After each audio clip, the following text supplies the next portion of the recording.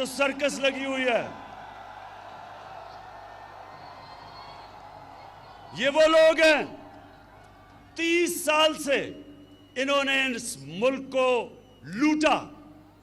ये अमीर तरीन हो गए और कौम को कर्जों में डुबा दिया। इनके लिए एक और कानून था, आम चोर जो भैंस चोरी करता था या जो मोटरसाइकिल चोरी करता था उसके लिए एक और कानून था, और ये जो अरबों रुपया चोरी करके मुल्क का बाहर लेके जा रहे थे, इनको पाकिस्तान का इंसाफ का निजाम नहीं पकड़ता था। अब इनको मुश्किल पड़ गई है। पहली दफा जो केसेस नैब के अंदर इनके दौर में बने हुए थे, हमने नहीं केसेस बनाए, ये इनके दौर के केसेस थे। वो अपने दौर में तो ये एक दूसरे को पूछते नहीं थे। हमारे दौर में हमने नैब को आज़ाद छोड़ दिया है। इनके दौर में नैब इनकी गुलाम थी, हमारे दौर में आज़ाद है। अब ये सारी ब्लैकमेल इसलिए मुझे कर रहे हैं कि ये चाहते हैं कि मैं किसी तरह नैब को ख़त्म कर दूं ताकि इनकी चोरी बच जाए। हाफिजाबाद के लोगों, पहले मुझे बताओ, क्या मैं इनको छोड़ दूं?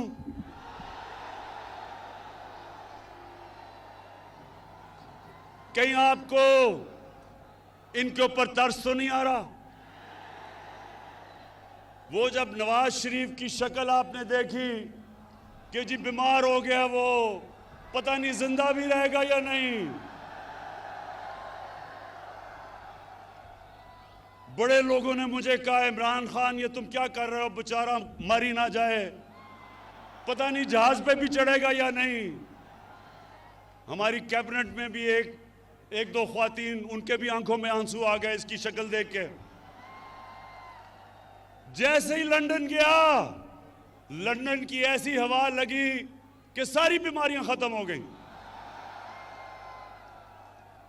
तो ये जो सब इकट्ठे हैं, मैं इन सारों को आज पैगाम देना चाहता हूं कि देखें, आज तक आपका उन लोगों से मुकाबला था, या वो उनको अपनी कुर्सी की ख्वाहिश थी, या वो आप ही की तरह करप्ट थे। आज आप सबका मुकाबला इमरान खान से है। एक वो इंसान जिसको अल्लाह ने मुकाबला करना सिखाया है। मैं आज आप सबको कह रहा हूं कि आप जो मर्जी कर लें, जितने मर्जी जलसे करने हैं कर लो, लेकिन जब तक आप इस मुल्क का लूटा हुआ पैसा वापस नहीं करेंगे, आपको नहीं छोड़ूंगा।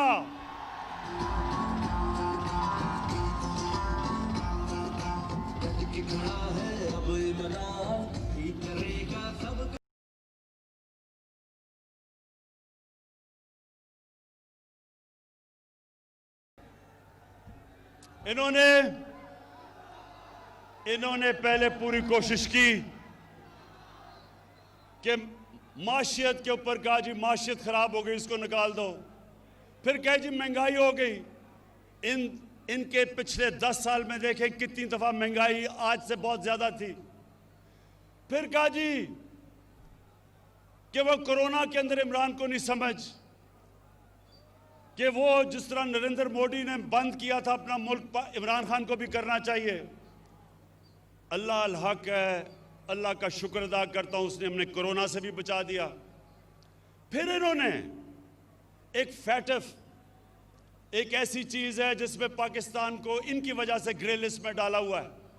अगर पाकिस्तान ब्लैक लिस्ट हो जाता है तो हमारे ऊपर सैंक्शंस लग जाती हैं, हमारी माशियत बैठ जाती है।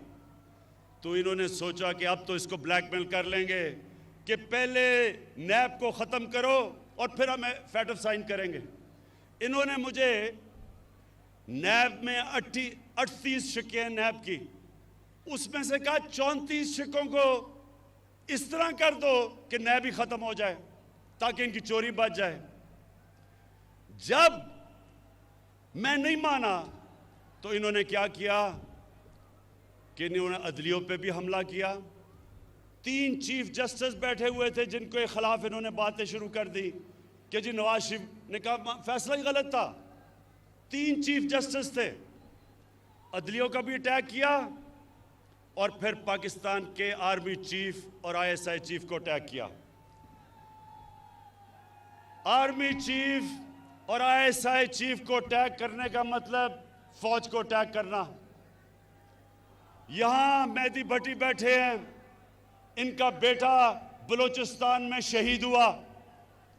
इस तरह के कितने हमारे फौजी शहीद हुए हैं हमें हमारी हिफाजत करते हुए, लेकिन वो आदमी बाहर लंदन में बैठ के यहां हमारी फौज के खिलाफ साजिश कैसे कि जब अब कहते हैं कि मैं आर्मी का चीफ और जो ISI का चीफ है उसको फौज बदल दे, तो क्या फौज कोई एक जमहूरी इदारा है?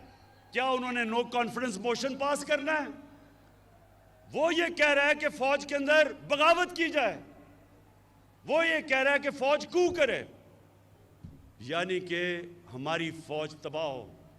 अपनी चोरी बचाने के लिए नवाज शरीफ तुम इधर तक पहुंच गए हो कि हिंदुस्तान की जुबान बोल रहे हो अपनी फौज के खिलाफ।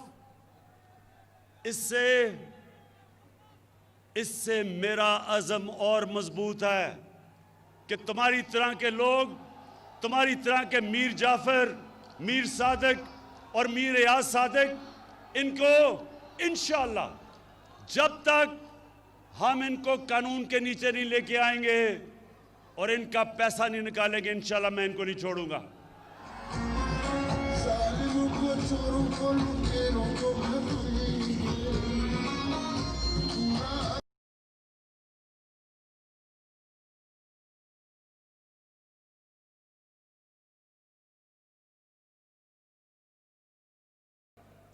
उसमें हर किस्म के लोग होते हैं। एक ऐसा आदमी है जो कि कहता है इमरान खान की वजह से इस्लाम को खतरा है। मैं उनको एक पैगाम देना चाहता हूं, और हाफिजाबाद के लोगों आप इसकी गवाही देना। आज तक पाकिस्तान की 73 साल तारीख में, हाँ मैं इसी की बात कर रहा हूं, कि डीजल ये कहता है कि इमरान की वजह से इस्लाम खतरे में है। मेरी वजह से इस्लाम खतरे में नहीं है, आपकी तरह के लोगों की वजह से इस्लाम खतरे में है।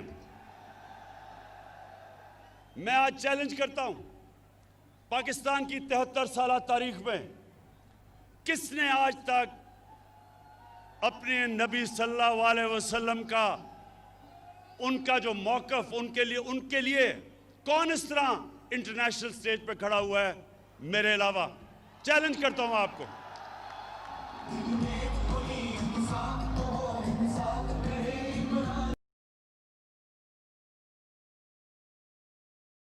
बता दूं, ये किसी वोट के लिए मैंने नहीं किया, ये मेरा ईमान का हिस्सा है। हमारे नबी सल्लल्लाहु अलैहि वसल्लम हमारे दिलों में बसते हैं। आखिर में ये सारे जो सर्कस लगाई हुई है, ये कहते हैं कि इलेक्शन में धांधली हुई, ये सारे कहते हैं कि इलेक्शन में धांधली हुई। मैं इनसे सबसे पहले सवाल पूछता हूं कि अगर इलेक्शन में धांधली हुई तो मैंने तो आपको कहा था कि जिधर भी धांधली हुई हम तैयार हैं इलेक्शन खोलने के लिए, क्यों नहीं आ पाए? मैं आपको बताता हूं क्यों नहीं आए। 2013 में 137 पिटिशंस थी जिन्होंने कहा कि इलेक्शन में धांधली हुई नेशनल असेंबली में। 2018 में 137 की बजाय 90 थी, 50% कम पिटिशन थी। और नून लीग की सिर्फ 11 पिटिशंस थी पंजाब के अंदर और तहरीक इंसाफ की 14 थी। तो सवाल ये मैं पूछता हूं कि अगर धांधली हुई थी तो किधर हैं आपकी पिटिशंस? क्यों नहीं आपने कहा कि धांधली हुई? इलेक्शन कमिश्नर आपका, केयर टेकर आपकी, आपने सिलेक्ट किया था केयर टेकर इलेक्शन कमीशन, तो धांधली किसने की फिर? और जब मैंने आपको कहा था हम खोलने के लिए तैयार हैं, क्यों नहीं खोला? नौजवानों, एक मेरी बात सुन लें। जब मैं क्रिकेट खेलता था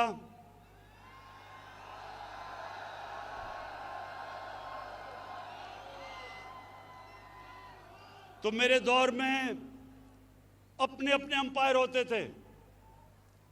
जो मुल्क होता था जिधर आप क्रिकेट खेलने जाते थे उनके अपने अंपायर थे।